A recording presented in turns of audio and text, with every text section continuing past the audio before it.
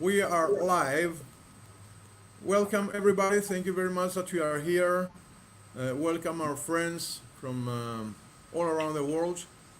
And thank you to AHEPA, American Hellenic Education Progress Association, and Mediterranean Council Forum for this another great Sunday conversation, forum of AHEPA with we have the great honor to have with us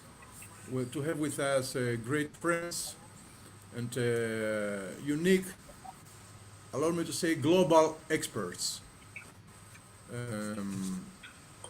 Before I will pass the floor to our friends and to our experts, allow me to say that today is 98 years ago, the first meeting of the Order of AHEPA was held in Atlanta, Georgia, and the date was July 26, 1922. So 98 years ago, my friends, AHEPA founded from 8 great Greeks, which was founders of the American Hellenic Education Progress Association, Mr. Kotas, Mr. Campbell, Harry Angelopoulos, John Angelopoulos, Spiros Stamos, James Vlas, George Poulos, and George Campbell. So this is a short, let's say, story of AHEPA, and let's go straight to our today's event. It's a great honor for me to be in front of you today, in front of, as I said before, great experts. Allowed me to introduce first Ms. Dr. Speckhard. She's the second time that she's with us, and great honor. Thank you that you are here, Dr. Speckhard. And of course, our General Peter Zwack. Thank you, General, that you are here. And Dr. Weidershofen. Thank you, Doctor, that you are here. And we will talk about EURASIA, the big chessboard, right? And we all know that the 75% of the global population lives in EURASIA. Also, the 60% of global GDP is in EURASIA, and the 75% of natural resources are in EURASIA. We have after United States, the 6 richest countries based in EURASIA, and of course we have nuclear powers. We have the country with the biggest population, India and China, from EURASIA, and as I said, nuclear powers, and of course the heart of the heartland, which is the Mediterranean. Some countries are challenging the hegemony of United States, and they are in EURASIA. And as we say that the situation is very fragile in this heart of the heartland, especially in the heartland of EURASIA. So we are here today to talk about this big chessboard, which so accurate Dr. Brzezinski decades ago, present to his book about the big chessboard. But the situation has changed dramatically, and we are here to expose to do a deep dive on the current situation, and also to assess the future. Allowed me, Mrs. Speckhard, allowed me to start our today conversation with General Zwack. Right, thank you very much for that. And I will start with a few words for General Zwack. Brigadier General Zwack served at the United States as the United States senior defense official and attaché to the Russian Federation from 2012 to 2014. Brigadier General enlisted in the U.S. Army in 1980 and received his commission via Officer Candidate School. He subsequently served 34 years in military intelligence, commanding both a battalion and group. Senior staff positions included the Joint Staff, National Army Cyber Command, and assignments as the Senior Intelligence Officer for the Army Europe, Kosovo Force, Europe, Kosovo Forces, and U.S. Forces Afghanistan. He also was an Eurasian Foreign Area Officer, serving in diverse and challenging duty locations, including Afghanistan, Kosovo, South Korea, Russia, and West Germany.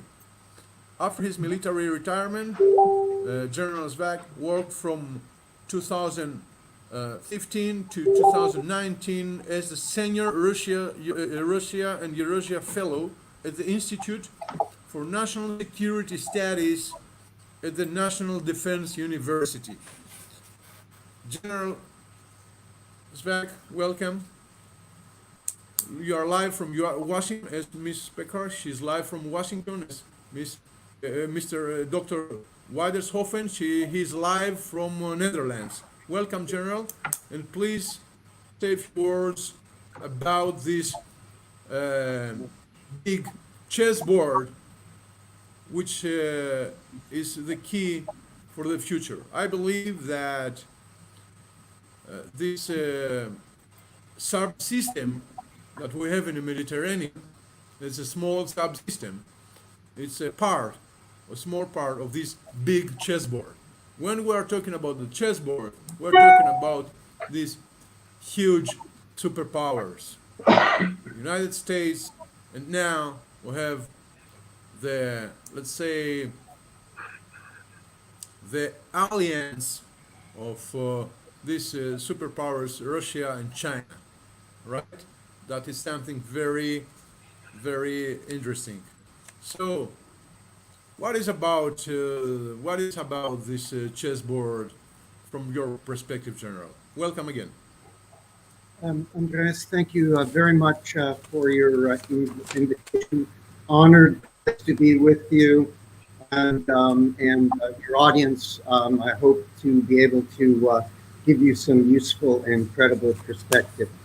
I am first and foremost a Russia-oriented person by background, which was Soviet Union before that, and as such, it's most of Eurasia.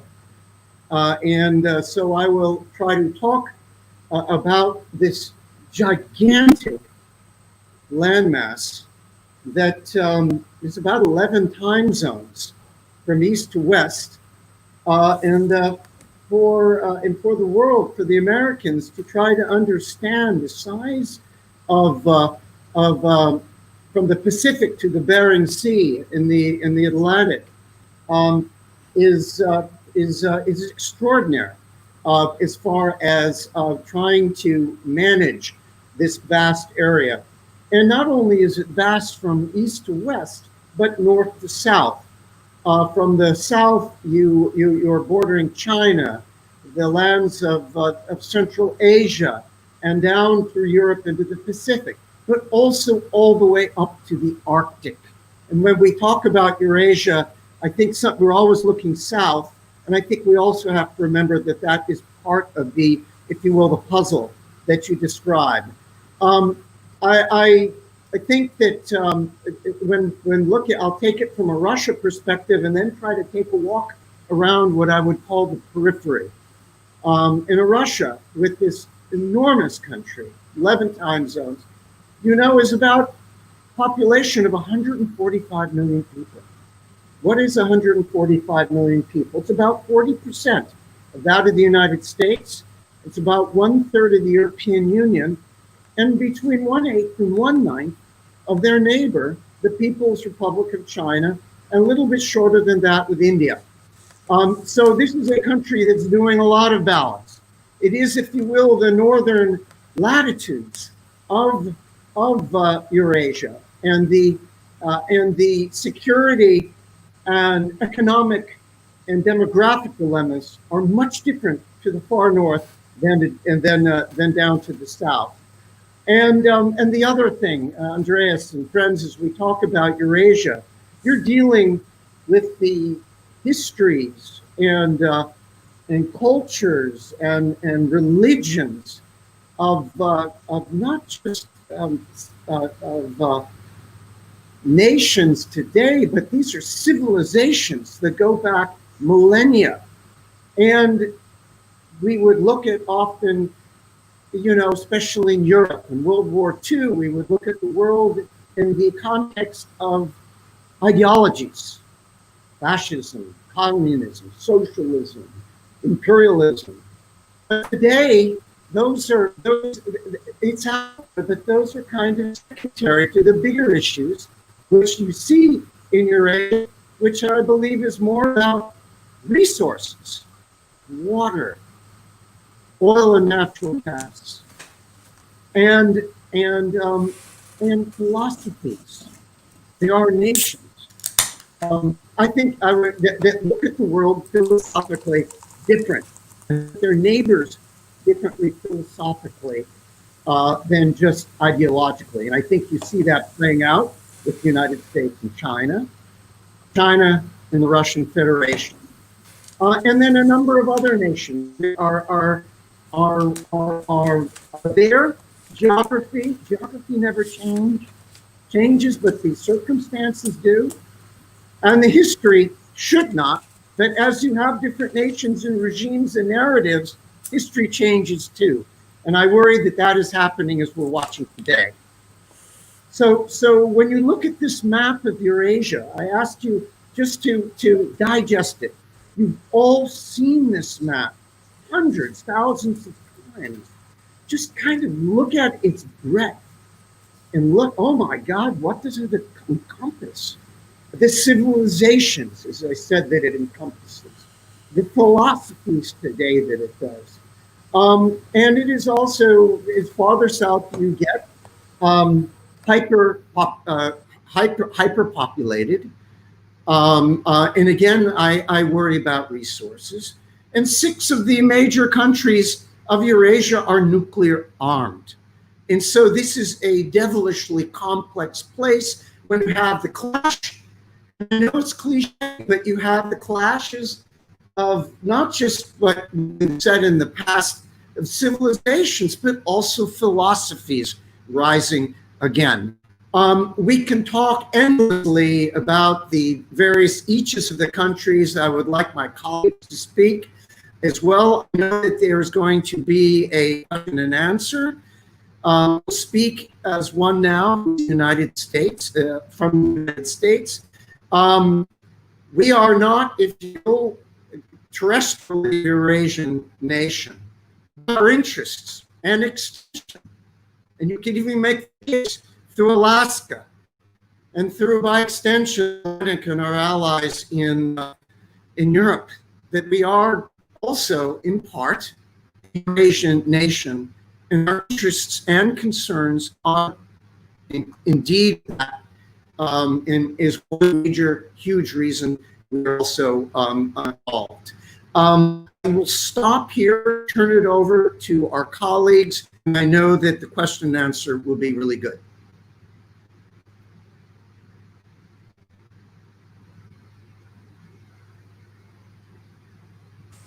That's a great prologue for this whole chessboard. General, I would like to ask you about that and about the key role of Russia, especially, and I would like to focus in let's say in the modern era after the Cold War.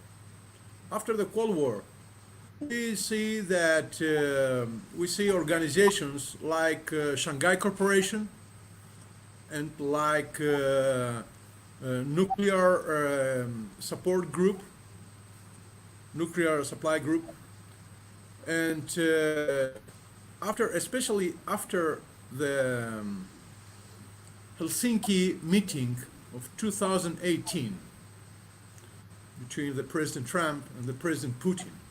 First of all, I would like to ask about the Shanghai Corporation, as I said, and of course, give us let's give us a profile of President Putin, because it's more than 18 years in the power, right? And between these organizations and the alliance with Russia and China, and his profile, what is the current situation on this? Well, you know, we could write books about your question here, and I'll try to just spend a couple of minutes on it. President Vladimir Putin, I think I and many others, especially in the West, underestimated him when he became president in 2000. He is proven he is not our friend. Russia today, its policy and its actions are an American adversary, but they're not an enemy. And I believe from a U.S.-Russian perspective, we have to find a way, not just because of each other, but for the entire world, in part because we both have civilization-ending nuclear weapons, and arms control is shredding. And we're down to New START, which will either be extended or die in February. And if it dies, we are now in a nuclear free-fall arms race that basically involved China, and that will be perilous for all of us because the checks and balances are gone. So I wanted to get at that right at the front. And that is a Eurasian issue. That is a global issue. Vladimir Putin, 21 years. And say, or underestimate it as we may have, and I did too, the man is a balancer, master balancer, and he has been able to, in a very canny way, steer Russia through a very, very difficult geostrategic period, and brought it up, if you will, out of a deeply depressed, if you will, psychological state in 1999, 2000. And I believe that for Russia, for the West, for the world, the 1990s were the lost decade, because there was a lot of promise that we would be in the world in a better place geostrategically right now. And there's no single nation to blame. We all lost it. Okay, so Putin he's got his issues. He's not ironclad. He has protests right now going on in Khabarovsk. He's got people out in the street. I would not say he is a totalitarian. He's a high-level autocrat, low-level dictator.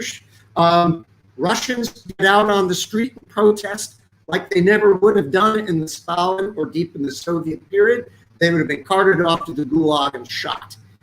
They're out there now. So I believe that Putin and the regime have to play a very careful balancing game. And by the nature of autocracies, and while laying out the policies and the aggressiveness, which I believe is as much preemption and reaction to perhaps actions that we did that maybe we didn't fully understand Russian actions, doesn't make the Russian actions right at all. So we are where we are today. He is there. He's clearly in the saddle with opposition. And he may end up, as we all know, with the working of if the new constitution may be the Russian president all the way out to 2036.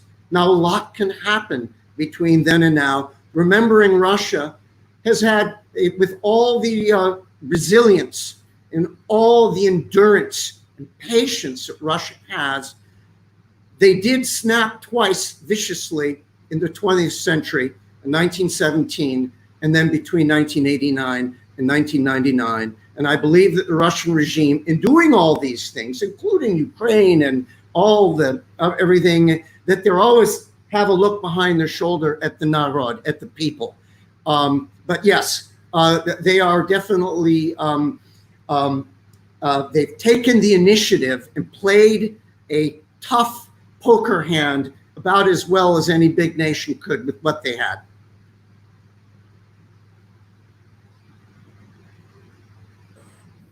What about the Shanghai Corporation? The Shanghai Cooperation and the Eurasian Economic Union. This is, you go back to, you know, this, there is a side, there is a vein in Russia that, that I think was as much out of petulance a number of years. To hell with the West, we're going Eurasia. And we are going to work with the Chinese and the Shanghai Cooperation Organization. And we are going to build our own organization, the Eurasian Economic Union. And we are going to build, if you will, toward the East and to a lesser extent, the Pacific. And so that is there. But I also believe it's balancing. And I think that the Russians are balancing in Asia. Yes, it's smart and prudent to have good relations with China, but it is also a realization by the Russians that other than nuclear weapons and natural resources, that China outmans, out economics, out people, Russia in every way. And Russia has a growth vision that Russia has to manage, especially with the Belt and Road Initiative. And now they're declared polar, if you will, their polar Silk Road, that while the Russians are on board, privately, quietly, I think a number of them are quite worried that you have now economic and influence, if you will, strains going through the Arctic, and then what I call the independent lands of the former Southern Soviet Union, which is Central Asia, which Russians are on board, but also worried. Thank you, General.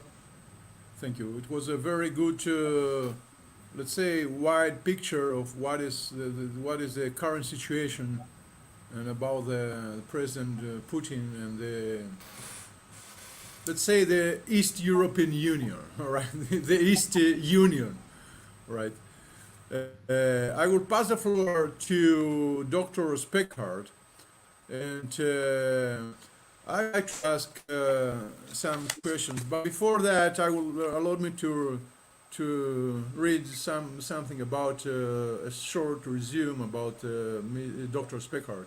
He's director of the International Center for the Study of Violent Extremism and serves as an adjunct associate professor of psychiatry at Georgetown University School of Medicine. She has interviewed over 700 terrorists, their family members and supporters in various parts of the world, including in Western Europe, the Balkans, the Central Asia, former Soviet Union, and the Middle East. She was responsible for designing the psychological and Islamic challenge aspects of the detained rehabilitation program in Iraq to be applied to 2,000 plus detainees and 100 juveniles.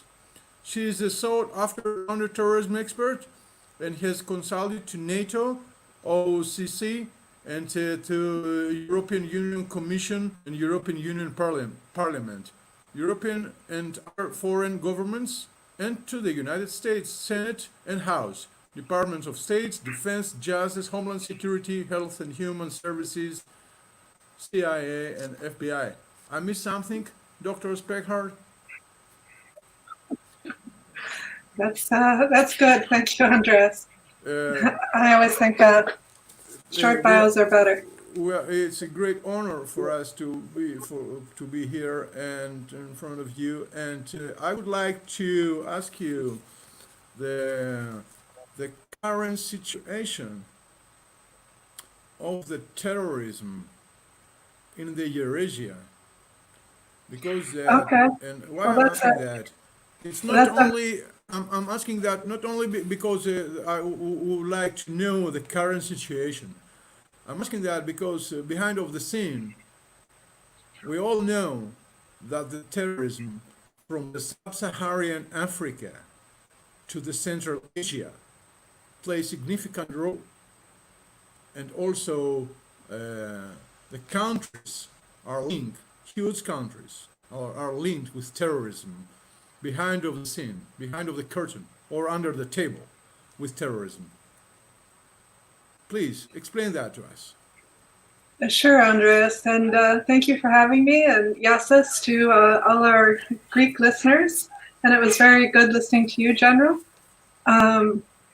So I can't give a brief like the general's used to getting, because I don't know all of Eurasia, but I can tell you I've been watching ISIS very closely over the last 5 years, 6 years. And although they've been defeated territorially, they have not gone away. And ISIS, just like Al-Qaeda before it, makes very good use of the internet, and ISIS was much better than Al-Qaeda. They made videos that appeal to young people.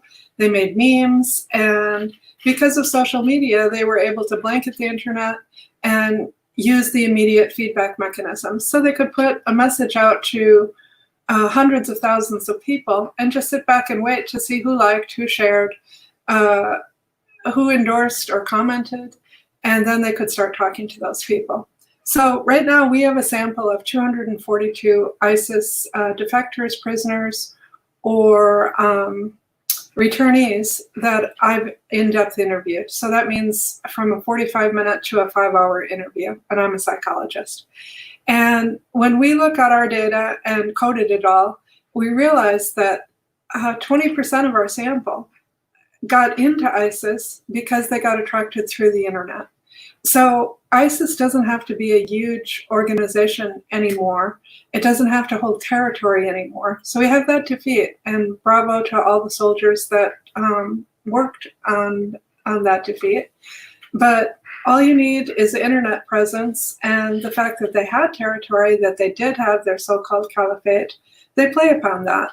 And they just need to find vulnerable people in any of our countries, all across Eurasia, because the internet reaches across international boundaries, as does terrorism.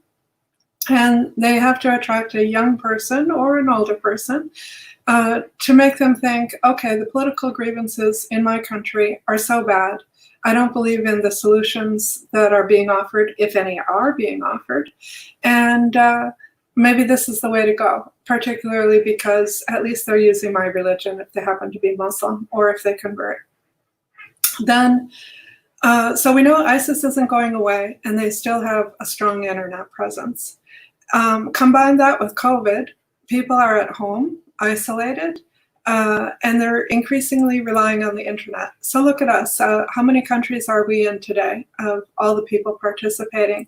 But we feel that we're pretty much similar to being in the same room, although I guess, we can be looking and seeing, what's on the wall and that kind of thing. But you can have a really intimate internet connection these days, and you can talk to each other even though you're very far away. So think of all the kids that are frustrated, that can't go out, that don't have jobs right now with COVID, that don't know what the future is. It's very uncertain. Everyone's suffering anxiety, at least in the United States we are, with the huge numbers of COVID cases. So that makes a larger vulnerable audience for groups like ISIS to reach over the internet. Then we have to ask ourselves, on a completely different area, so ISIS is still capable and still recruiting. But what do we do with all those ISIS prisoners? We know that more than 45,000 foreign fighters went to Syria and Iraq to join ISIS. And we also know that ISIS duplicated themselves in other places, and they got other groups like Boko Haram, parts of Al-Shabaab, to buy in as franchises. So they've basically made a brand that they sell all around the world. And of these 45,000, only 7,000 have come home. And we have to ask ourselves, what does that mean when we have prisoners come home?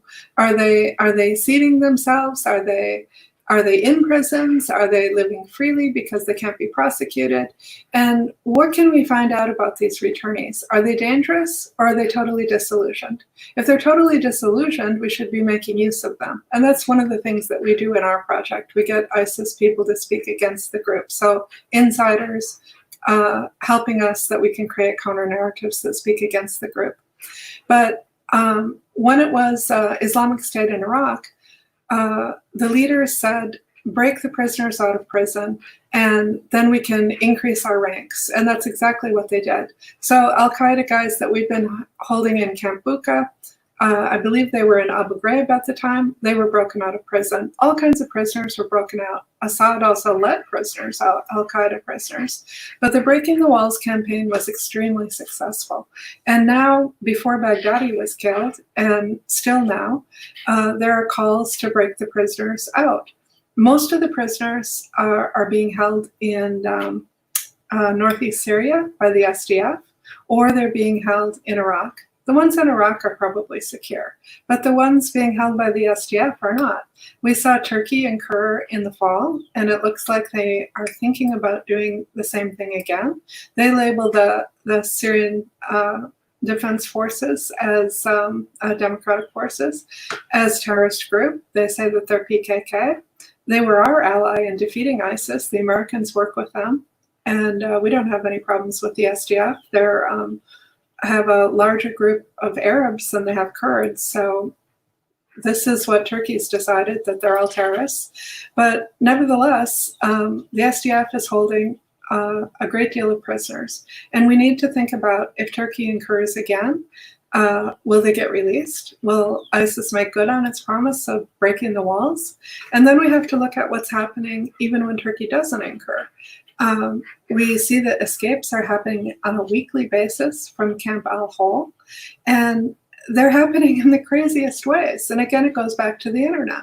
We found, our center, Molly Ellenberg, found Instagram accounts from women in Camp Hol who advertise, please send money so that we can get out. And it's between $10,000 and $20,000 if you get it sent by Hawala, and that comes through Turkey as well. They bribe the local guards who are getting paid $100 or $200 in a month. So imagine, if you can get $10,000 or $20,000, and you probably have to split it with lots of people, but still can totally change your life. And you're facing that Turkey might invade your country and you may have to run.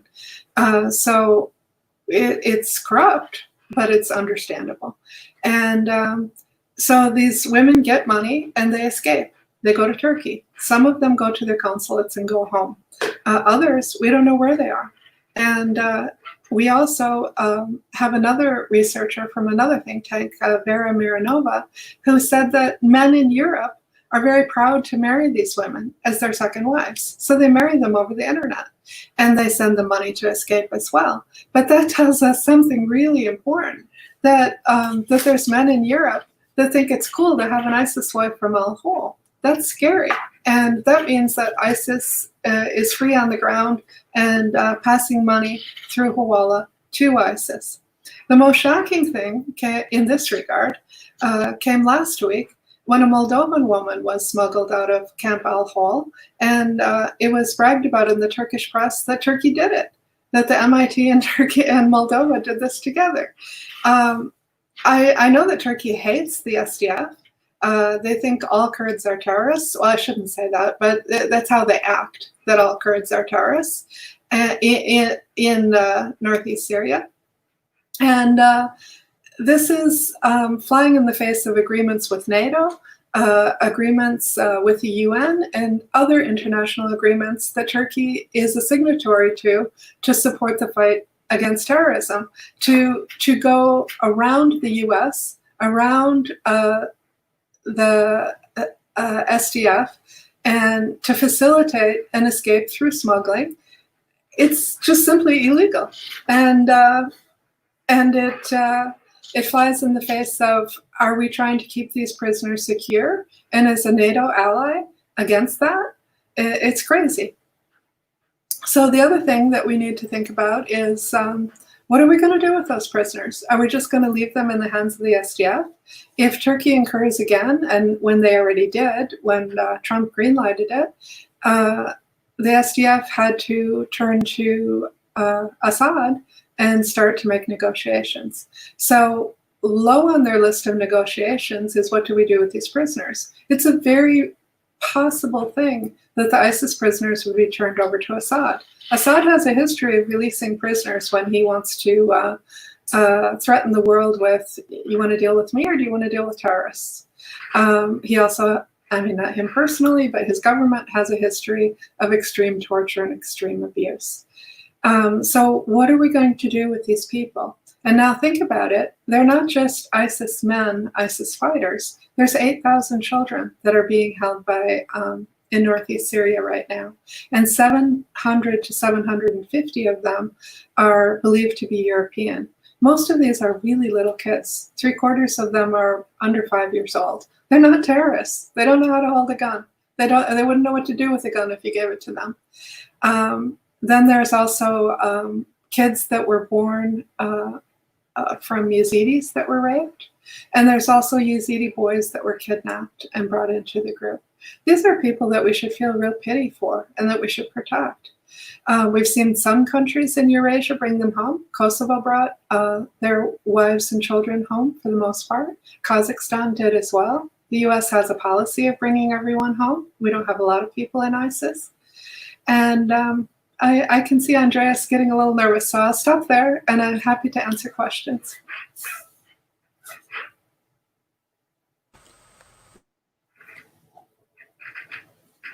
Good, we don't hear you, Andreas. There you go. Excuse me. Already, I repeat, already we have some questions from the audience because of this so important information from both of you, from the general and from you too. And I would like to ask something on this. And it's a part of the big chessboard, because you mentioned something very significant here. The Assad regime used ISIS prisoners to deal with the West, right? But also this involved, of course, the superpowers, right? And also mentioned that Turkey play a significant role on this. I will not focus now so soon in Turkey, in the Mediterranean, but I would like to focus on the Russia influence in the Syrian regime. So let's say that of course Assad plays his cards, right? But what is your information about the Russian side? From the Russian side, how the Russia playing their cards on this issue about the ISIS? Because yesterday, with the joint operations of Russians and Russian troops and SDF troops, recapture a huge area, and which inside was the terrorists backed from Turkey.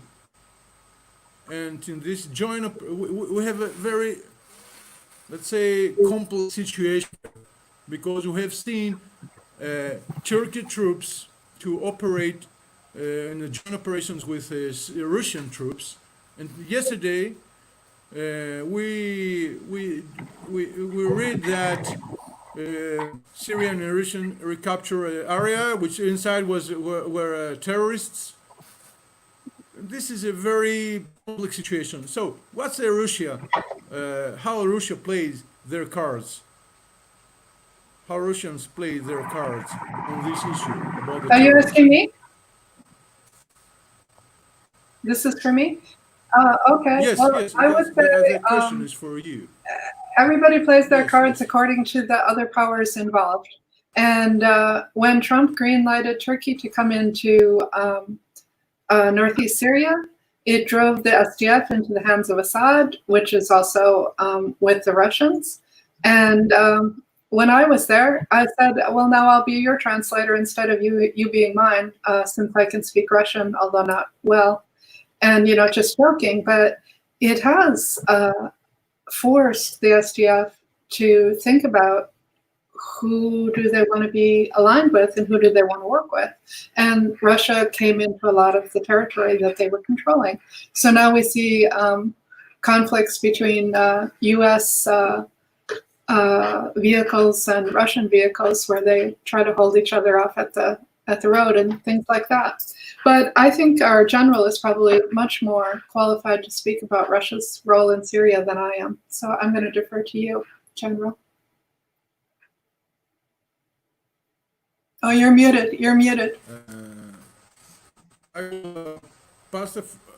Okay. Yes. Will pass the floor now to. I will pass the floor now to Dr. Waders, and allow me to read his short resume. Dr. Cyril Weidershofen, founder and senior advisor of geopolitics and country risk. He's also founder of EURASIA and vice chairman of the Mediterranean Council Forum. He's a veteran global energy market expert. He holds several advisory positions at Syria and various international think tanks and Western energy firms. Dr. Weidershofen, with his regional expertise in Africa and the Middle East, oversees the Mediterranean Energy Political Risk Consultancy across the Middle East and North Africa region. He has been heavily involved in the oil and gas sectors throughout his career. Over the span of several decades, he has lived and worked in Egypt, Lebanon, Jordan, Sudan, Iraq, and the United Arab Emirates, and also taken projects for clients in Oman, Iran, Syria, Tunisia, and Turkey. Dr. Weidershofen earned his postgraduate degrees at King's College, University of London, Department of War Studies, and Master Administration in Middle East Studies at the University of Nijmegen, Netherlands. Thank you, Mr. Weidershofen, that you are here with us, and thank you also, Mediterranean Council Forum, for this affiliation. Please tell us, explain us this big chessboard from the perspective of energy and security, because we all know that if you want to explain a complex situation, we used to say that follow the money, and in our time we used to say follow the energy. So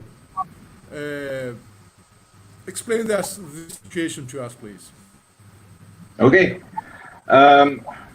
First of all, we are looking at an area where chess play is a very vital one. Up till the 1990s, it was reasonably easy. You had NATO against the Warsaw Pact. You had the influence spheres of the US and of Russia, and China or India were not playing any real role. Europe was involved, the French, the English, but their role was slightly less than the other two.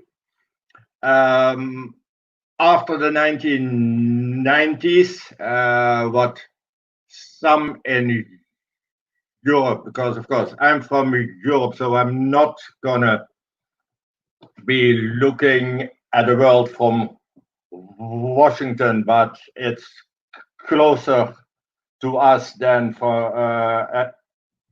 than if you are in the US. The MENA region, so North Africa, Middle East, Turkey changed extremely. Not only you saw a redistribution or a rearrangement of geopolitical alignments. The former hold of the USSR or the Soviet Union was for years out. Russia lost Algeria, Russia lost Egypt, and Russia lost the rest, almost all. And the West, so Europe and the US, started to think that they would be ruling the area for the next years without any issue. This was, I think, a major wrong assessment.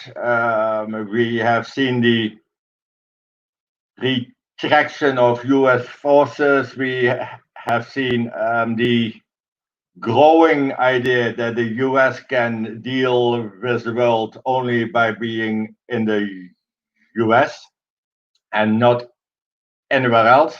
And this, for whatever people are saying, did not start only under Trump. Trump is the major outcome of decisions that were taken before. So from Clinton onwards, Clinton and Barack Obama, you saw that the region, as you know, we are at home, so sometimes my kids forget I'm on the internet, so I'm now also going to be famous, like some journalists also. We saw that there became a power vacuum in which new players were getting their own ideas, and that's not only you saw that Russia came back into the area where the US was reasonably weak, but Russia was also able to play the chess game much better than any US advisor was playing it. Putin promised and Putin delivered, and this is what I've always been saying. The Arab world has many faces, but there is one issue in the Arab world. If you're a friend, you're always a friend, whatever happens. So when the Arab Spring, as we were saying it, well, the Arabs were calling it the Arab Winter or the Arab Autumn. We saw it as a good thing. The Arabs were not always looking at it that way. And certain Arab regimes were extremely unhappy that we were looking at it as an Arab Spring. AKA, it would be better, we would get democracy, etc., etc., which is, I think, and I'm not always the most politically correct person, but that's the arrogance of the West. We think that we can bring democracy. Well, it took us in Europe forgetting the Greeks before, yeah, the Greeks 2,500 years ago. It took us from the 16th century up till now to get it. Now, when we destabilized, or at least we did not prevent the destabilization of a whole region from Morocco up till Iran. Other players jumped in, Russia by force, Syria, Libya, new arrangements with Egypt, becoming extremely friendly to Israel, a major voting mechanism in the next Trump elections. But also the Russians were able to get into countries that were extremely dependent on the USA before. Saudi, UAE, Bahrain. There you could see that the footprint and the interest of Arab leaders, especially of Abu Dhabi's Crown Prince Mohammed bin Zayed, the Crown Prince of Saudi, or the king to be, some say, at the end of 2020, they all were looking more to Russia than to the US. And that's not because the Russians were bringing more than the US and the EU, but because the Russians were not asking the nasty questions. Example, 2018, when a Saudi journalist was slaughtered in Istanbul, the Russians did not ask about what was going on. Vladimir Putin and Crown Prince Mohammed bin Salman were shown on CNN and Fox doing a high five. We were questioning, we were criticizing, and we forgot that even in diplomacy, even if you hate somebody, even if you're in a Cold War or almost in a nuclear war with the Russians, we were still sending everybody to talk to the Russians. We did not do that either in Saudi. We also did not do that after that former Minister of Defense under President Morsi decided, I'm going to be the president, together with a huge support of the Egyptians. And we again said this is an illegal military act. Yeah. The main issue is the way that the region worked before the end of the 1990s is totally the opposite of what it is right now. Now, then, where people sometimes forget what is going on, the issue of oil, and oil has always been used by Americans and English and the Dutch, etc. If there is oil, there will be war. We will go to war because of the oil. Remind yourself of the Carter doctrine. When American national interest in the Middle East is under pressure, we will prevent whatever happens there with every single mean available to the USA. Yeah, which most probably was the only strategically right thing that Mr. Carter was doing, but okay, that's something else. Well, this has changed the last 10 to 15 years. The US especially has started to believe another fallacy, that they do not need Middle Eastern oil. So we do not need Middle Eastern oil. There isn't anything else that is of interest, because if there is no oil in the Middle East, why should you go there. And that was based on the fact that we had the US shale revolution, and strategists were starting to think the US could become energy independent a year and a half ago, even officially, according to the USA. They became energy independent. Meaning they did not need any more oil from outside. AKA, we do not need any more Arab oil or Arab gas, because we produce US shale gas and shale oil. Forgetting that oil is not oil. You have 134 qualities of oil, and US shale oil, unlucky for the US, is not able to be used to produce every single product that the US uses. So you are still needing to be involved in a region while you are pretending not to. Now, all of that comes at the same time that the dependency of oil and gas, according to international media and according to our very well-educated politicians, we do not need any more oil because we have wind and solar. Yeah.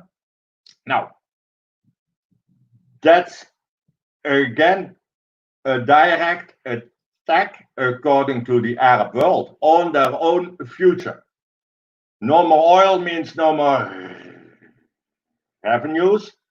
No more revenues or lower revenues means possible destabilization of the regime.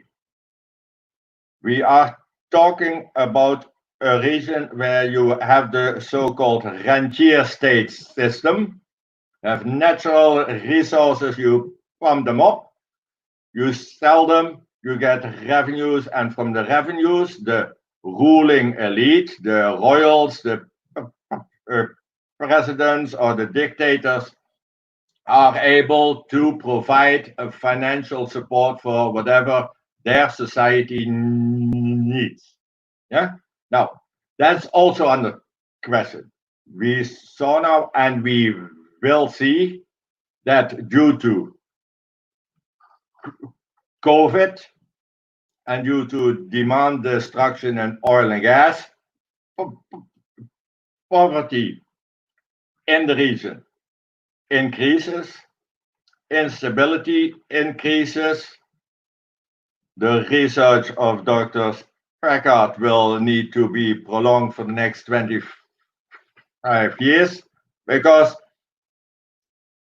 there will be growing opposition groups that do not agree anymore, either with the fact they do not get anymore the social support that they were used to for the last 50 years, or they blame somebody else for their own issues.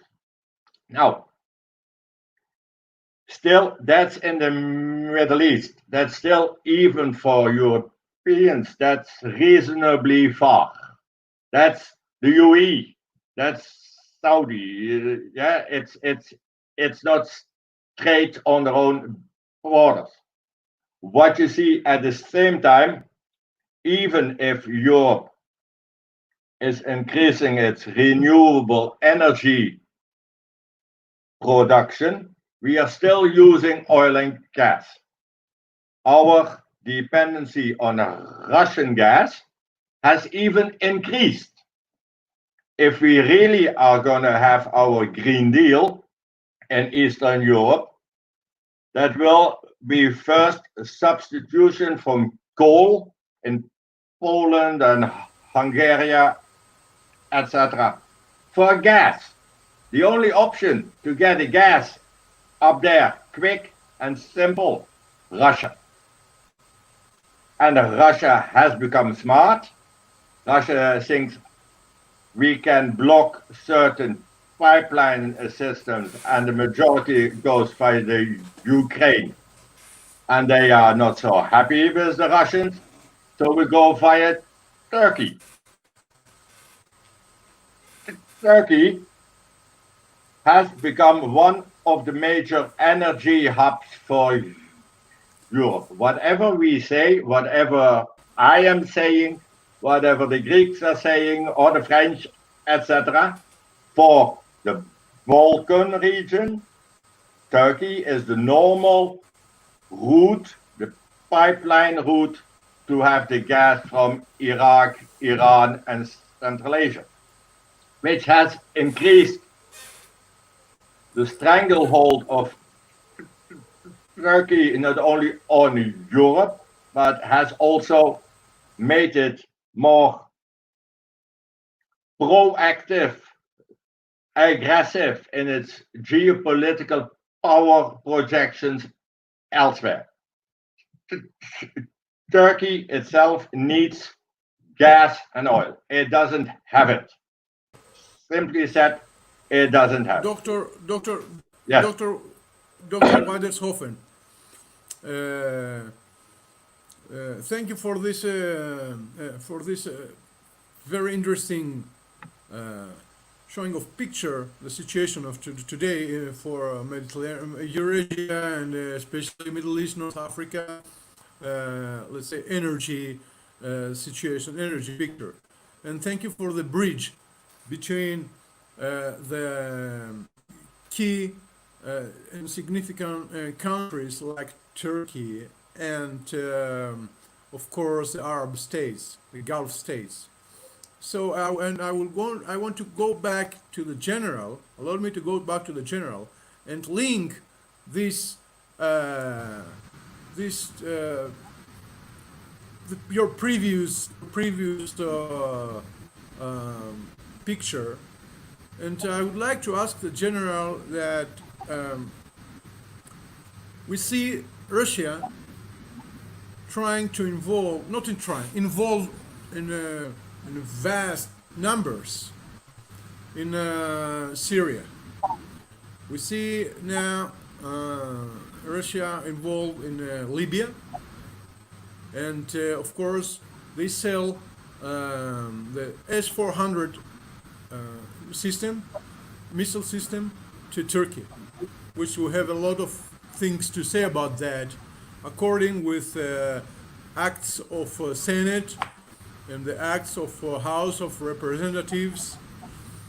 But I would like to focus especially and I want to ask you that, and I will want to prepare another bridge for our next questions to Dr. Speckhard about that. And because everything is linked here. Here everything is linked. The energy, the powers, the money, the military, everything is linked. So what I want to ask you something very specific. We saw also in Ukraine the militia, the contractors, like you say the Wagners, right? The Wagners.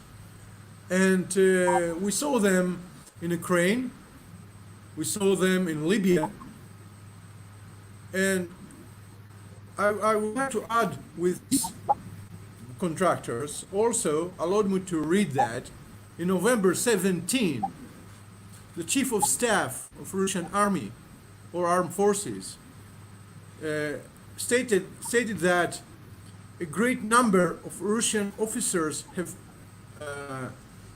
have gained combat experience, right? So what have changed?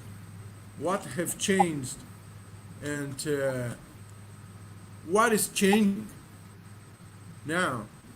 The involved of the 1,000 years dream of Russia is true, is coming to be a reality.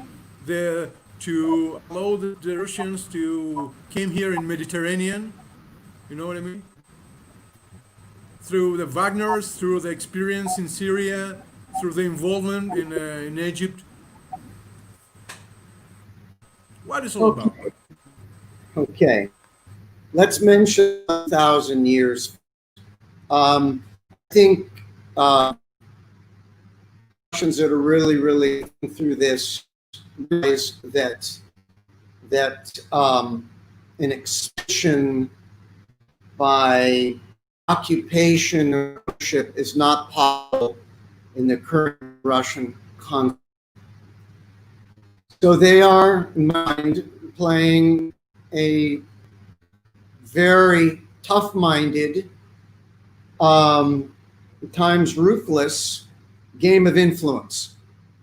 And part of it is a revanchism, a revisionism in pushing back on where they felt that they were badly handled in the past, and they are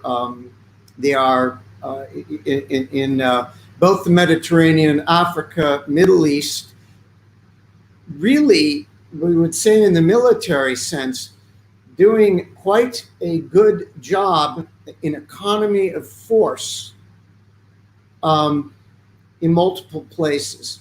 The Wagner Group and its affiliates, Evgeny Prigozhin and company. This is in the Russian, if you will, gray zone toolkit. They are technically not affiliated with the Ministry of Defense. They are private contractors. Russia is able to claim non-attribution, but clearly they are out, and a lot of veterans from Russian Veterans Group will go in there, and they are out in a number of locations where they are able to, influence, push back on moderate influences, including certainly the U.S. And this is part of the big chessboard that's going on. What is remarkable is in the Mediterranean Black Sea cradle, Middle East, other than Syria, you have very few what you would say stated, attributed Russian forces.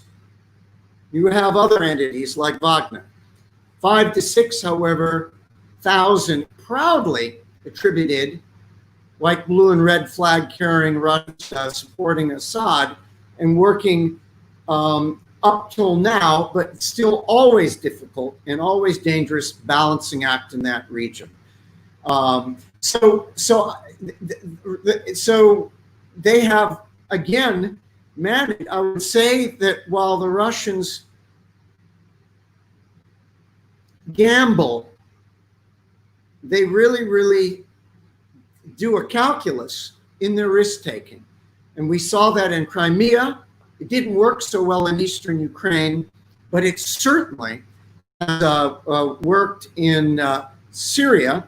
And getting at your earlier point with General Gerasimov's point, the chief of the Russian General Staff, he indeed made that statement that based on the experiences learned in Crimea, eastern Ukraine, and Syria, I call them the troika of Russian, non-nuclear Russian. It's not conventional, it's non-nuclear. They have worked the entire spectrum of the Russian military, from Little Man in Crimea and Gray Zone, all the way to strategic aircraft and forces firing Caliber missiles a few years ago into Syria. So yes, and the point I was trying to finish, the has of experience in this, everywhere from troops on the ground to working joint operations, working coalition operations in Syria, as ugly as a coalition may be, and also in this strange continuum in Syria, they are also, I wouldn't call it coalition, but they're certainly working at times coordinating operations with the Turks, the United States, Kurds, the Syrians, and other entities. So I'll stop here. I hope we will have time to talk a little bit about another key chess piece, I believe, which is Afghanistan. Thank you.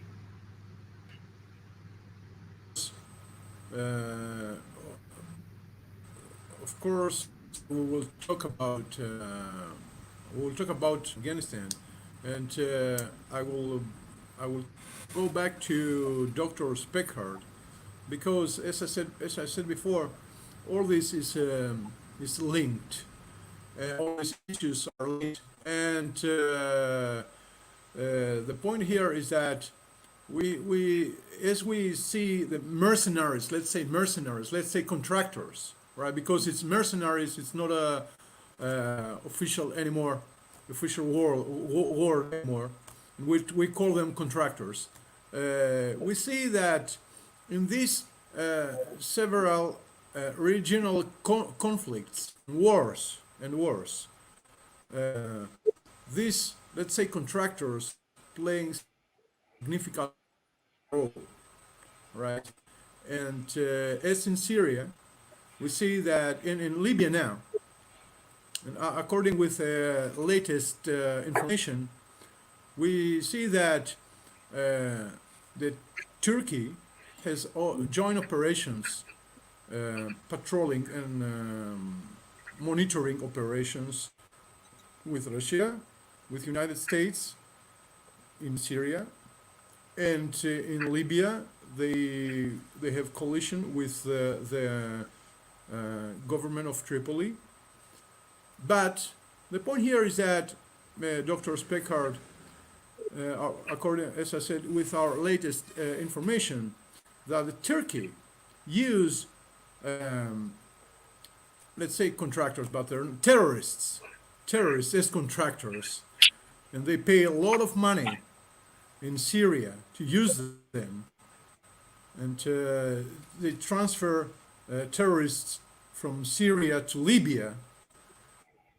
And now we hear that they use terrorists also in conflict between Armenia and Azerbaijan to support the Azerbaijan in Caucasus. And we all know that Caucasus plays significant role in EURASIA and the stability, of course, of the whole area. So, what is your information about the use of terrorists from the Turkey in these conflicts? Sure. I think what we've seen different from previous leaders in Turkey is that Erdogan was very willing to use the jihadist type fighters in Syria for his own aspirations, which appear to be an interest in spreading the Ottoman Empire again. But even if we don't say that, just simply to deter the Kurds. So there's a lot of evidence that Turkey was giving assistance and was tolerating ISIS networks in Turkey. So of our 240 interviews, one of them was an ISIS emir. We spoke to him for 5 hours, and we've got a paper published on it, and I think 4 short videos of him speaking. And this ISIS emir, at the time that ISIS was going strong, said that they had no problem sending their wounded into Turkey, that they coordinated with MIT.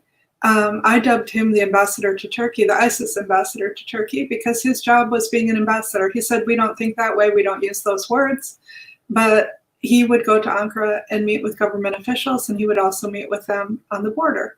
So we know that there's this history. And to be fair, I should say there's a history with all of our countries on supporting rebels fighting Assad. So in the beginning, all of us were giving arms to different rebel groups, but many of us backed off when we saw what some of these rebel groups were becoming.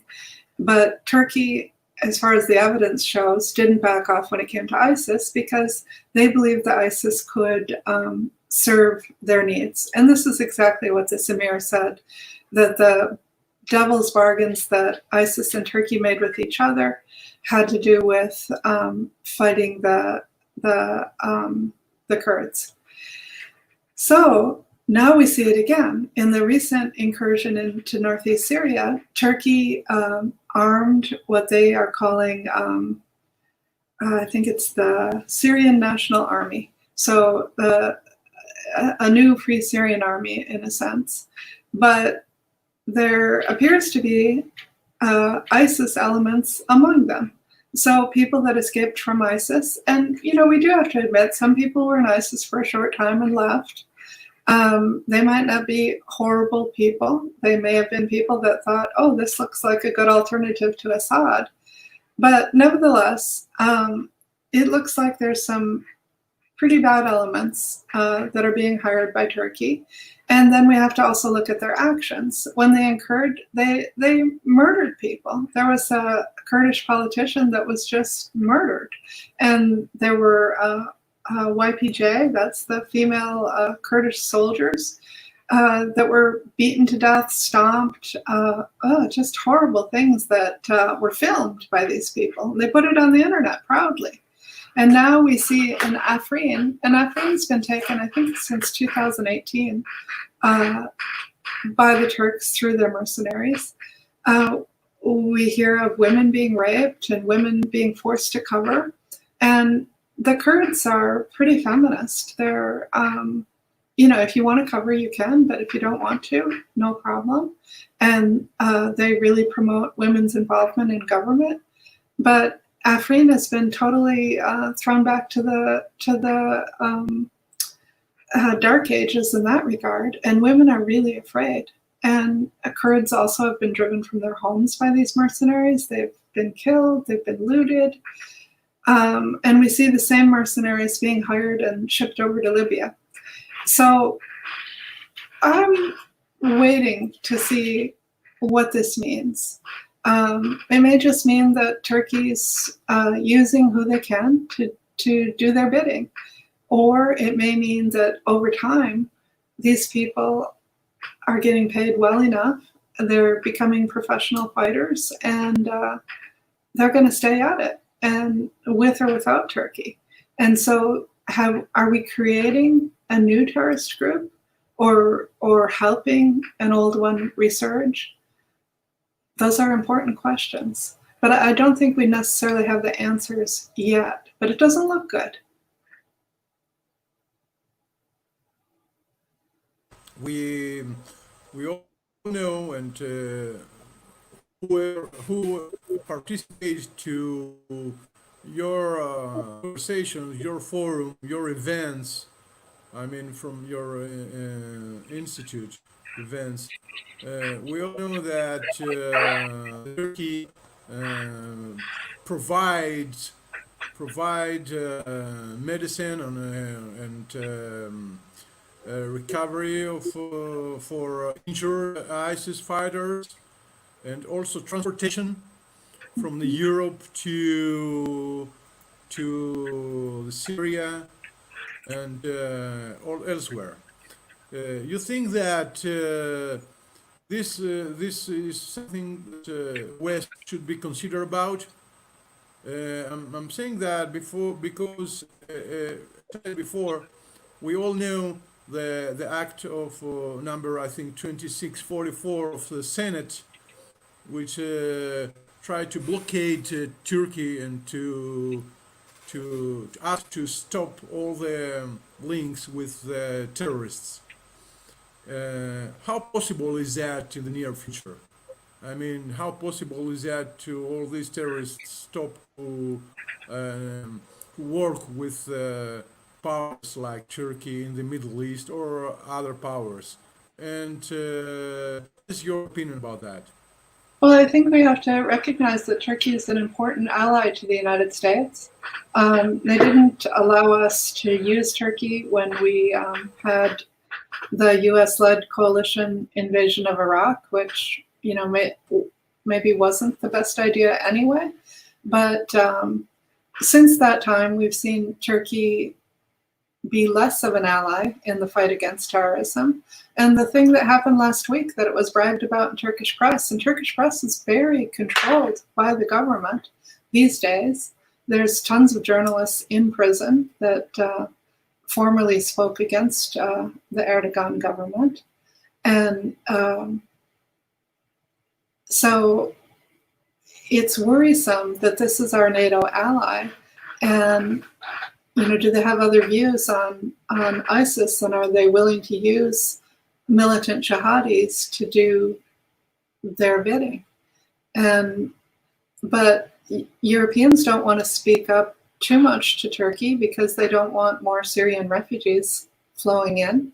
I mean, Erdogan's got it, he's positioned himself quite well. And I don't think the US is going to stand up too much either. I didn't see any public statement from the US government about the recent smuggling out of Al-Hol.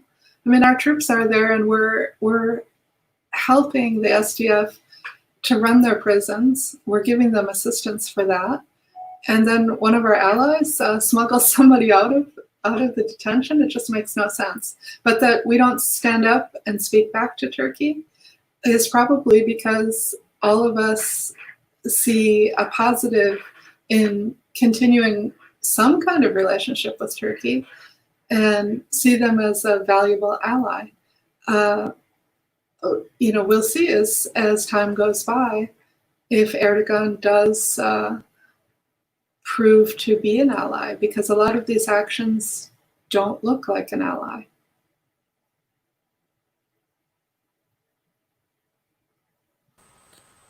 Back to, thank you, Dr. Speckhard. Thank you for your answer.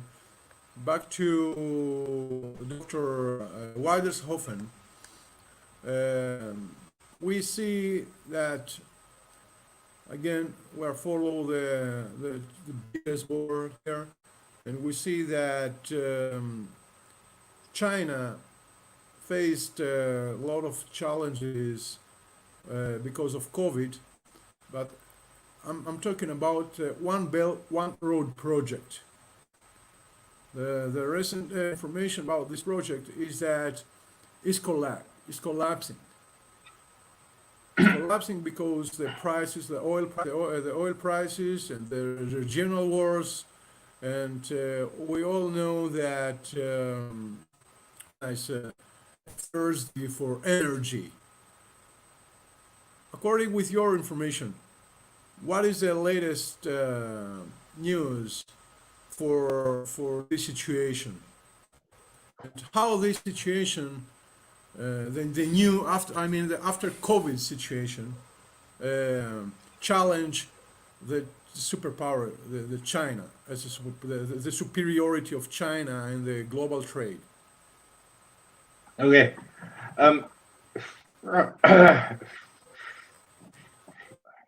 First of all, that's the major issue. We are all thinking that the COVID issue will be a major issue for China. When you look at China's trade volume to the US and to the EU, there are some minor dips, but it's still reasonable.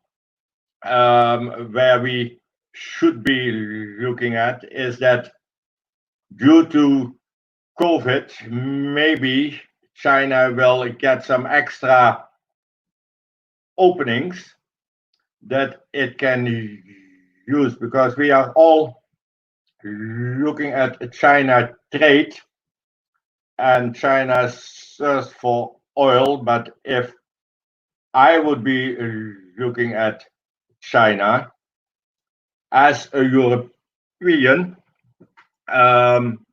China is getting access to the Horn of Africa. China is getting access to Iran. China is getting access to Egypt. China is in Sudan. China buys up ports in Greece, in Italy, in Cyprus, in Israel. When you look, and I'm going back to what the general said, the map is underestimated. Geography defines how actors act. Geography also defines how trade volumes are being moved. You are not moving trade via the Caucasus or via the Ural. You are using maritime routes for most of the trade. And if you then look at where European, Middle East, and Asian trade is flowing, it's via the Horn of Africa, the Gulf of Aden, it's via the Suez Canal, it's via Eastern Mediterranean. So if you are addressing geopolitical power projections, yes, what China does in Iran is of importance, but what China does in Djibouti, in Mozambique, in Ethiopia, in Somalia, in Egypt, it's much more an issue, because not only they are going to own the maritime routes, the maritime infrastructure is being built by Chinese. And if we build something, we send in normal labor and normal engineers.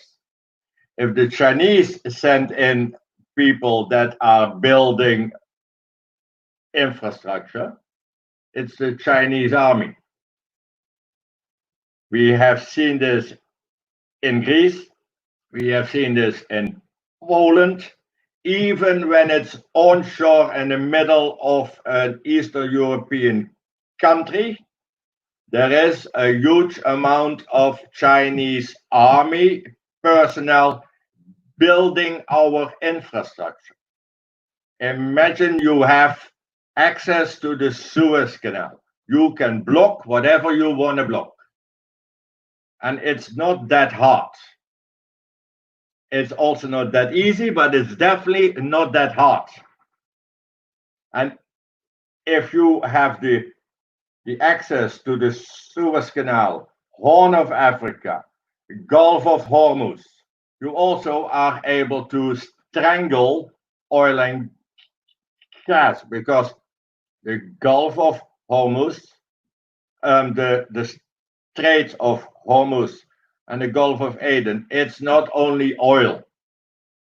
The overwhelming majority of LNG on a ship comes via the Strait of Hormuz and goes to either to Asia, China, India, or it goes to Europe. We forget a simple historical fact, that the English were in Egypt was not because they liked the pyramids, because the nice things are in London, in the British Museum. Yeah, they liked Egypt because it's in the middle of their trade routes to India. That's the only thing. That's geography. Why is Greece of importance in the East Med? It blocks the Black Sea. It blocks Russia in winter, if we have winter, yeah, but in winter. And it blocks the Turks. If the Greeks block the East Med, that option is out. And that's also oil and gas, but that's not the main issue. Oil and gas is always used as one of the reasons we go somewhere.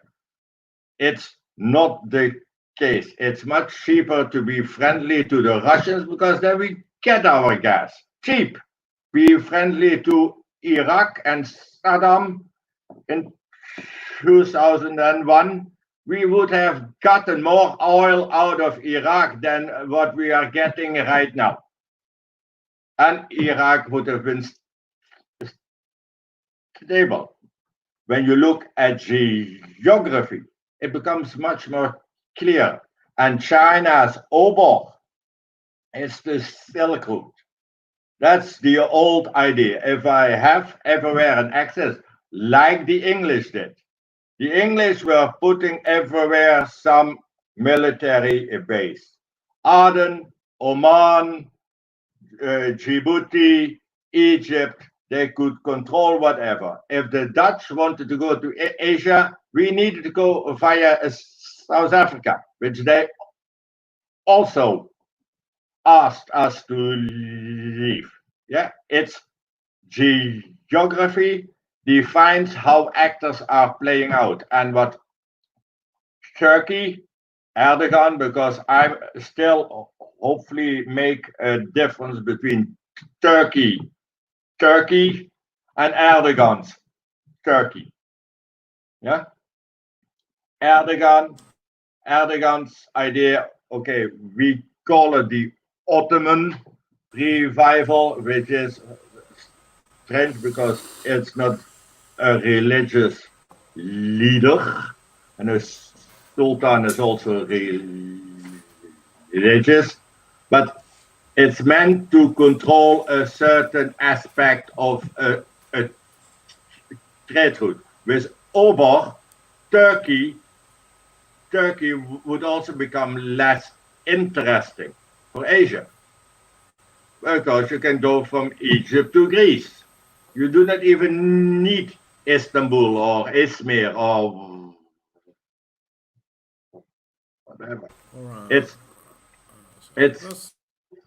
a total geopolitical play that is being played out by chess players that are not looking at a chessboard but at a map.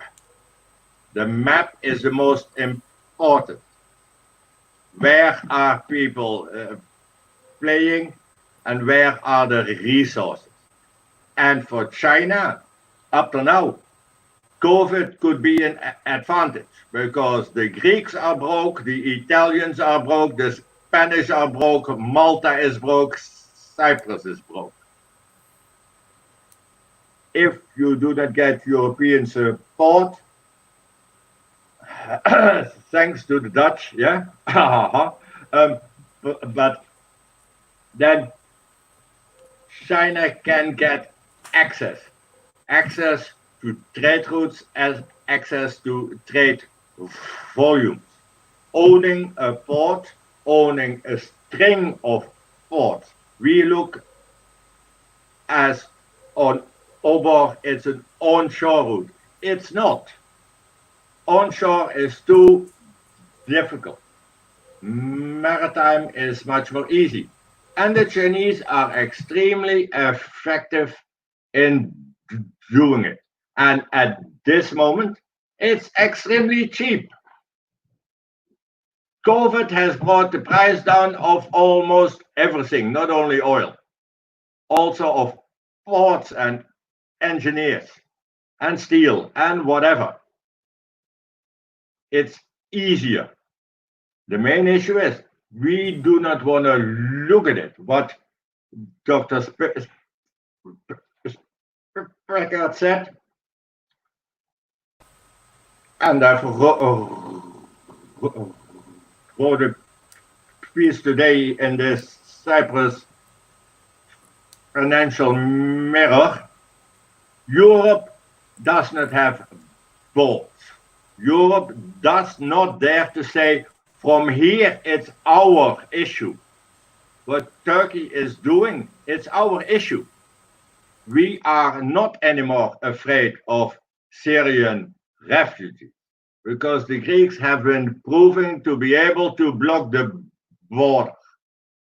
You were able to block it. no 3 million refugees have entered Europe when Erdogan said, you all can go. If we have balls, and this is our border, it's not the US's border, it's not US Mexico, it's the border of Southern Europe. We can and we need to act. The issue is, instead of the US, even if Trump is sometimes dividing it a bit, Europe is divided in its core. The Greeks are saying something else than the Italians than the French, and the Germans do not care at all. And do not forget, Yeah, that's true.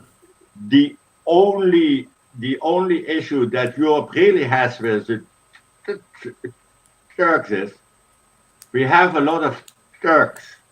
We have a lot of Turks in Germany, in Italy, in the Netherlands. I'm not saying they are all pro-Erdogan, That's true. but what if?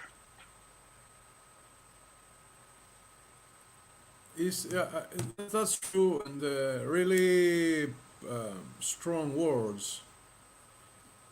And you already you helped me, Dr. Weideshofen. You helped me to go to our final let's say phase of this very interesting conversation. And Dr. Speckhard has some technical issues. I can see her on the panel, but I will go back to General, and General allowed me to ask you the last two questions about the future situation after COVID situation, and before that, allowed me to say that for the invasion of Turkey in Syria and the involvement of Russia in Syria. So, excuse me, after the involvement of Russia in Syria and Turkey invasion in Syria, the Congress, through the House of Representatives with the Act of 4695 and the Senate with the Act of 2644, mentioned the Russia and Iran influence in Syria, and they call them to stop their acts in the Syrian soil. Furthermore, in last, let's say, months, in the Mediterranean, we face the violations of the maritime law and all the laws from the side of Turkey and in the Mediterranean Sea. I would like to ask you that Turkey is a threat for U.S. security interests in the Mediterranean. First that, and then the second question. And with these two questions, I would like to close our conversation with you. You believe that Russia will involve more and more in Libya, that make more complex, and then we will try to make more complex the whole situation in the Mediterranean Sea? Yesterday, we informed that the Eisenhower fleet, the Eisenhower aircraft carrier, is in the Mediterranean for common exercises with some joint exercises with Hellenic air forces. And please answer that. If finally Turkey is a threat for U.S. security interests, and if Russia will not stop to involve Libya war. General. Okay, that's a lot of information, a big question. I want to very quickly, 30 seconds, provide a perspective on Dr. Wiederhoven's really good points. And this is about, if you will, the Chinese basically through influence, money, buying up infrastructure and in improving its sea lines of communications for the extended Belt and Road Initiative. Going to that, we don't need to go to the map, but this, I believe, is one reason that they are really pushing right now in the South China Sea and in the Southeast Asia, because those sea lines of communication are especially vulnerable, coming down through that way from China and down through Malacca in Indonesia. And so just as we talk about the far end of the BRI, these resources have to come down and come back up through this area. And I worry, much as Japan in the early 1930s, resources are going to drive nations who really don't want war or conflict, but take hard actions to assure those sea lines communications. So we'll stay tuned on that. You know, as far as Turkey, look, I mean, I've been to Turkey a lot. I've worked with the Turks as allies in numerous locations. We have to, United States, NATO, continue to work patiently, firmly with our Turkish allies. I think the Turks themselves are battling for their souls and their direction and which way they're going to go. And yes, and we had indicators of that with the S-400 sale, if you will, with the Russians and the F-35 fighter issue. And so I think we are in a really strange and very potentially destabilizing in between. Libya, Russia, yeah, they're there. They're there with their Wagner proxies. And oddly enough, here's Turkey aligning itself with the Libyan, if you will, government in the West. And they are fighting it. They're in a proxy conflict. The Turks have now put themselves in a strange proxy situation with Azerbaijan and their ally, Armenia. And we see that playing out right now. You have, and then you have, of course, northern Syria. So this is a very strange, dangerous game. And I think that Turkey is pushing the boundaries all over. I'm one that believes and hopes, but I'm getting increasingly worried that they are increasingly thinking less as a Western aligned country, but as a Middle Eastern power, and all the baggage that could potentially come with that. And then Russia is riding, I think, these destabilizing effects, as we talked about earlier, and they are creating opportunities. Yes, there's money and there's trade, but it's also this gray zone, and they're all throughout Africa, as China, building out links and influence. By the way, their Wagner guys got badly handled down in the Congo. So this hasn't been totally easy for them. But what makes Wagner effective is that they can, again, claim these are just contractors and they're not Russian forces. So this is fluid. We need to work this issue. NATO needs to be working with Turkey, but at the same point, preparing for a worse case where Turkey increasingly decides to go its own way. I agree with that. I agree with that about the collaboration. Let's say the true spirit of alliance, NATO. Right? I'm in that too. We work together in several war zones, right? Let's say under the NATO flag. However, I also believe that there is a way to work with your neighbors, or always there is a way to work with the guys. But in the time that they are continuously violate the, let's say, the EE zone, right, the exclusive economic zone of another ally partner like Greece, or when they challenge Egypt in that way, because you said that they support the Western Libya government. So that's what my action about. Finally, also Dr. Speckhard mentioned that before. Finally, is a trustworthy ally the Turkish? There is trustworthy allies anymore.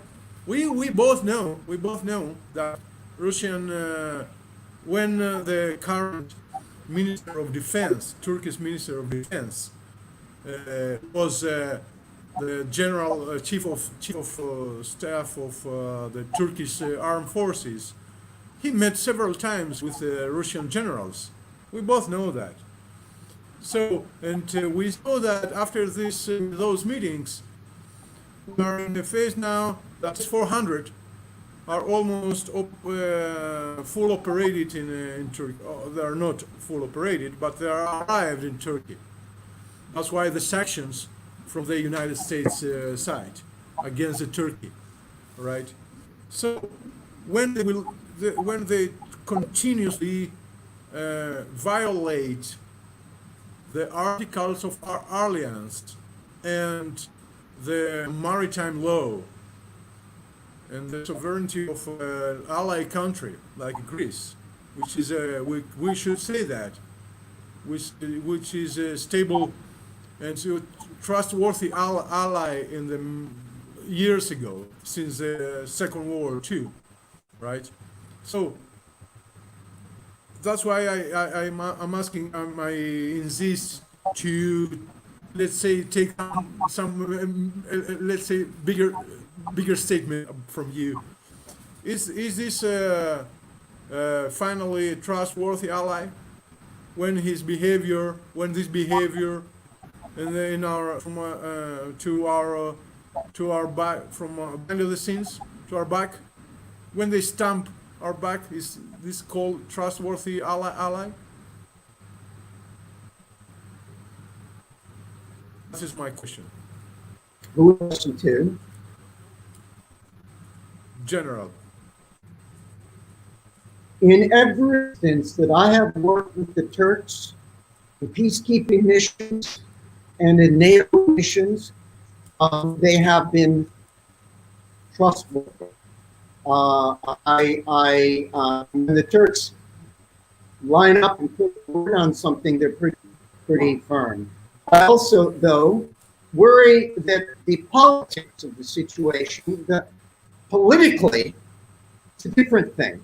And I think that you touched on this earlier, that the whole political system of cooperation and trust and credibility is dissolving right now. And my country's involved in it. And this is a crisis for all our countries. Whether and this is also not just for the West and U.S. and other allies, but this is going to be a crisis for Russia. So the way, and I know I'm trying to guess your answer because I don't want to say Turks are untrustworthy.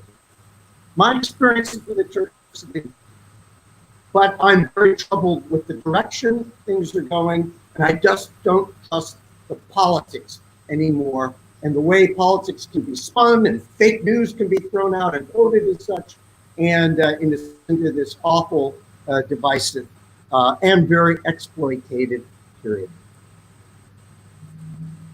That's why. Thank you for your answer.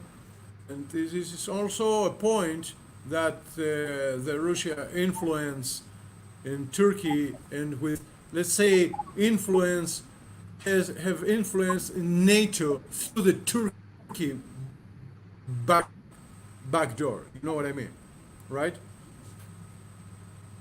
It is. To, It is destabilize the NATO through the Turkey. It has been disruptive to the core NATO alliance, which will, I believe, address. I'm in the United States, despite I think the current rhetoric, will stay closely tied to NATO, and we will work hard with our NATO allies to address Turkish concerns and keep them as contributing and loyal NATO allies. That doesn't mean they don't have their own interests. Thank you. Thank you, General. Allow me to close the conversation with Dr. Speckhard. That's why, before Dr. Speckhard close the conversation, I'd like to do the same question to our dear friend Dr. Wadeshoffen. Do you think that Russia used Turkey to destabilize NATO, and do you think that dynamically Turkey is, let's say, a threat for the United States and European Union security interest in the Mediterranean? Dr. Cyril? Yeah, is Russia using Ankara? If I would be Russia, I would be using Ankara. So I'm judging the answer then maybe, but it is clear that Russia is seeing it as an opportunity to destabilize the second largest military force in NATO. So they will be trying to use it. Is Turkey a strong and reliable NATO actor? I still hope so. However, looking at what they are doing, I think NATO, the US, Europe needs to assess what is going on. If you play with fire like Ankara is doing right now, with Greece, with Cyprus, with France, yeah, do not forget that Turkish Navy vessels were in a potential confrontation with the French the last weeks, and we have more than NATO. We also have, let's say, the friends of NATO. Yeah, Egypt, Israel, UAE, Saudi, Bahrain, etc. Also there, we see that Turkey is, to be diplomatically correct, they are not always on the same side of our main interests. So we will need to reassess this, and maybe, and I've been the last years heavily involved in NATO COE DAT in Ankara. I've seen the changes in the Turkish attitude. I've seen the changes in the Turkish army, and I'm not extremely happy. It's becoming tricky. The main verdict is still out, because I still hope that this is related to Erdogan's views and not to the army view. But there are issues we need to address, and it simply cannot be that inside of a North Atlantic Treaty Organization we have parties that are almost going to war against each other. That is a major issue, and if I would be a Russian and Chinese chess player, I would be already sleeping, because this game I am going to win. Yeah.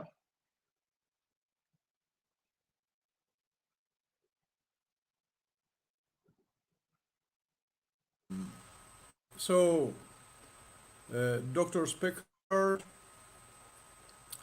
the final question is for you. You think that the terrorists, they will act as we saw them several years ago as one major player, or they will act like, say, allow me to use the word as mercenaries? What's the future of terrorism in Eurasia? What's the future of terrorism in Middle East and North Africa?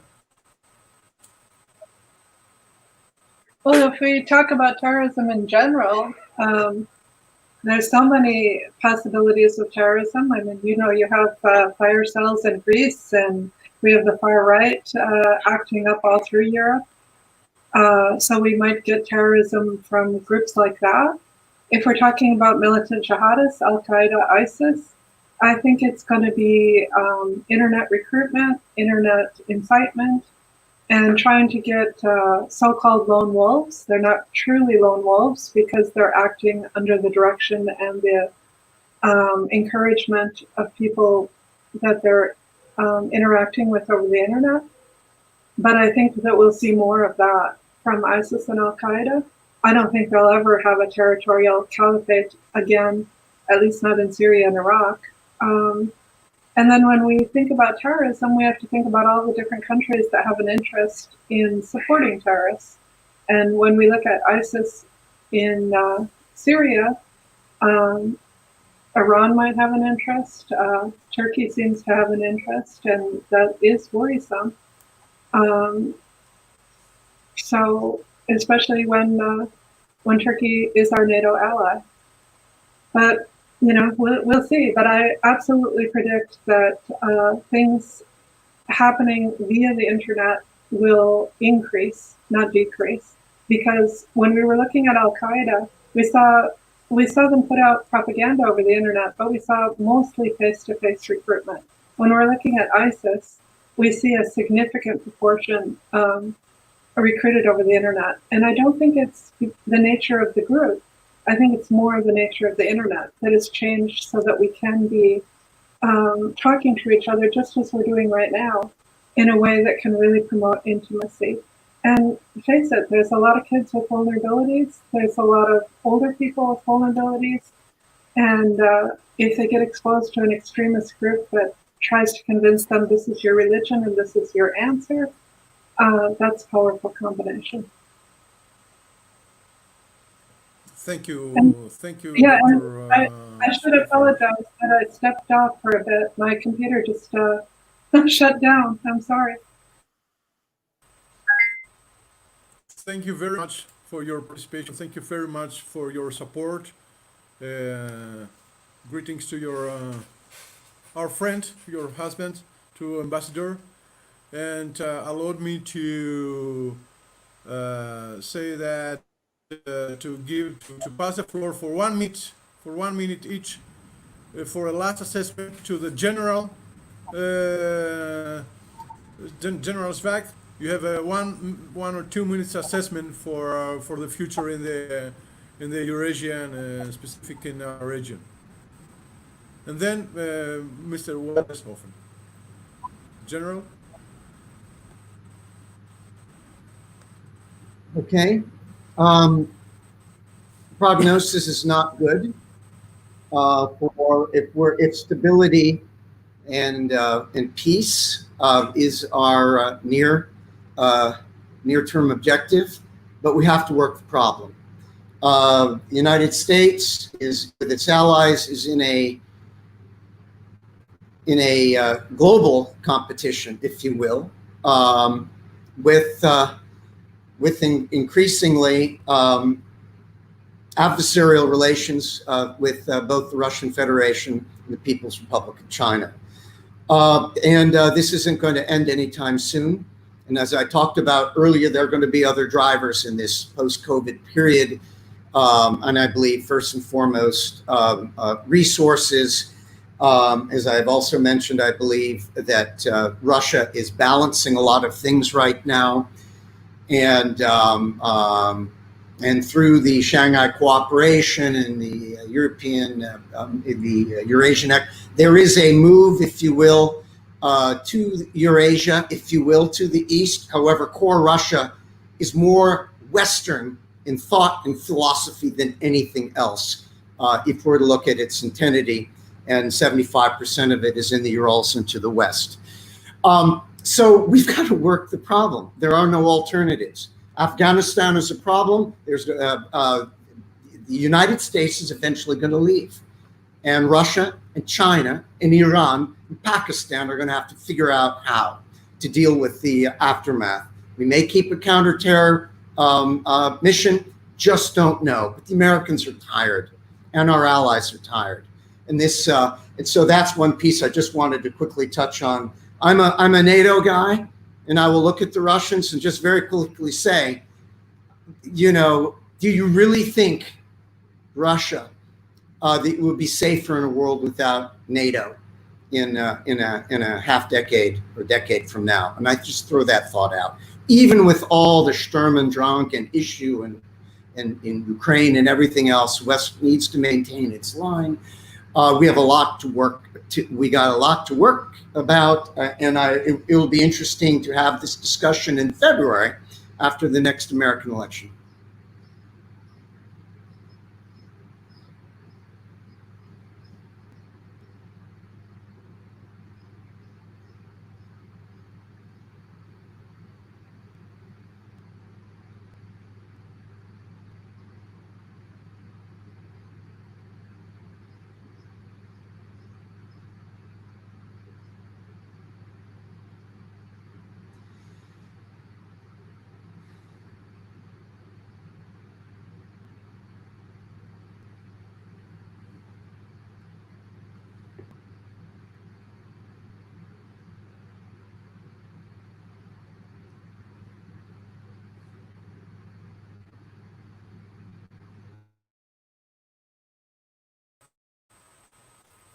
Of course, I agree with you, General.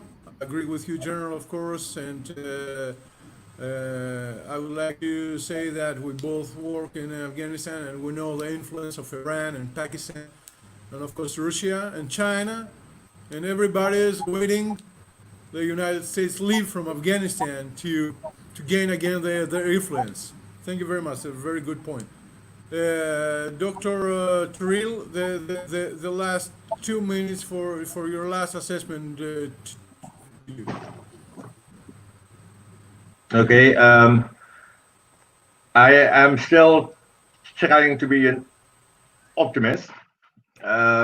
Things can change extremely quickly, sometimes for the good and sometimes for the bad. My main worry is that more or less the largest economical power in the Eurasia region, the European Union, is not getting its act together. And then I'm not only talking about finances, but if we want to have a strong Europe, we need to have a strong Europe. And I've learned in my history exams and my war studies talking helps. Money also talks. But in the end, if you have somebody that does not like you, you need to be strong enough to make sure the other one understands that it's not that easy. AKA, we will need to see how we can make Europe, so not MAGA, but MEGA, make Europe great again. And that means the European Union, including a security aspect. And that will also be a strengthening if it's being done for NATO. I do not always agree with Mr. Trump, but I do agree if you're a member of a football club, you pay your subscription. If you do not do that, you're out. We have not been paying our subscription for years. And that is not only our fault, but also the fault of America, because you were able to do it and you were willing to do it.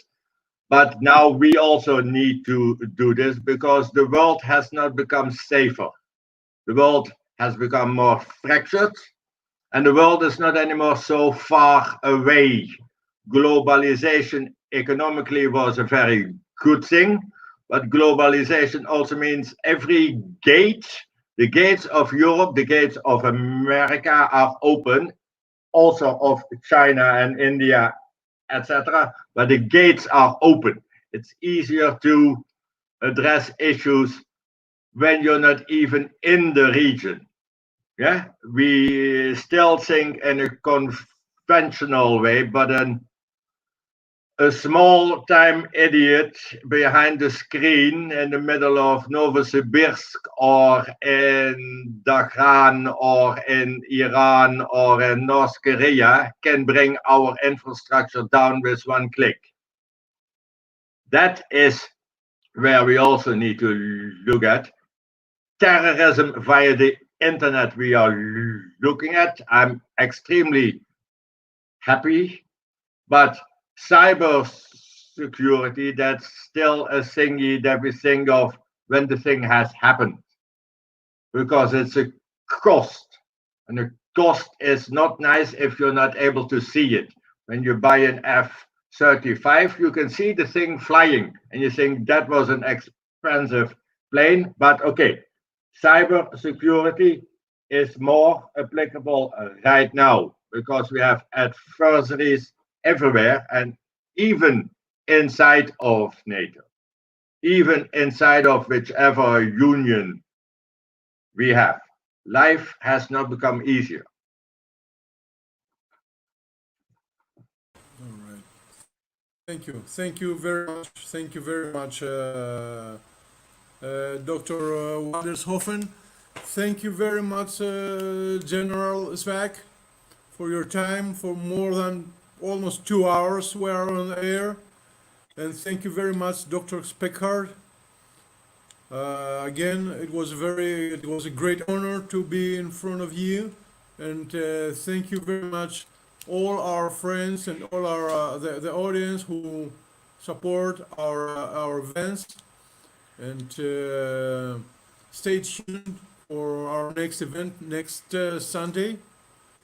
I hope and I wish to you all a great evening in the United States and a great night in Netherlands, Dr. Wandershofen. Thank you very much. Thank you once again for your participation. Bye-bye. Good night.